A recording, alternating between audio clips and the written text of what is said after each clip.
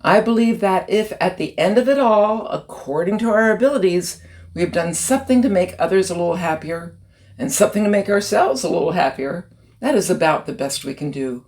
We must try to contribute joy to the world.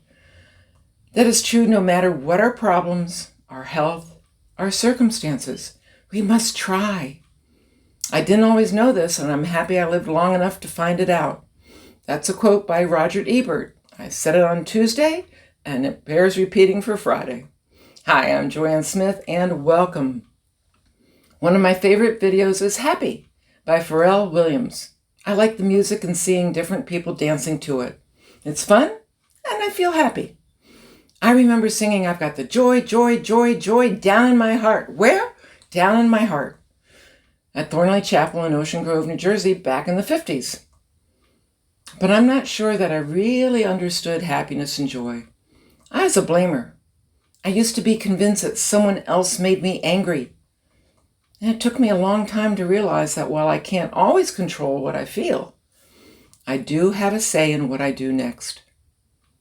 And I often buried my happiness and joy in external events, often beyond my control. That still crops up, especially when I'm tired. Negative events feel overwhelming. What jumps out at me isn't actually the joy versus happiness distinction. It's the burden many of us carry that says, if they're unhappy, I must not have done enough. Haven't we felt that way at times as a parent, spouse, caregiver, or friend? And then we try harder or explain better, yet their unhappiness persists. That's when many of us climb onto a merry-go-round. The horse moves up and down, giving us the feeling of progress without actually getting anywhere. Try as we might, we cannot fix someone else. We can only fix ourselves. When we accept full responsibility for our own happiness and joy, the cup does run over, and sometimes that joy and happiness spills onto others. At a large nursery, one man hurried around me while saying, "Let me get that door for you." It was an electronic door that was going to automatically open.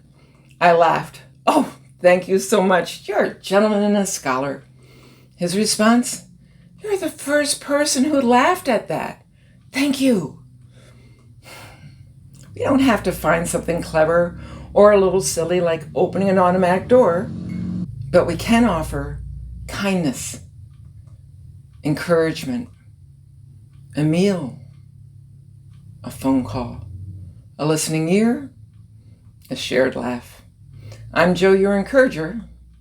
Maybe happiness and joy aren't competitors. Maybe they're companions.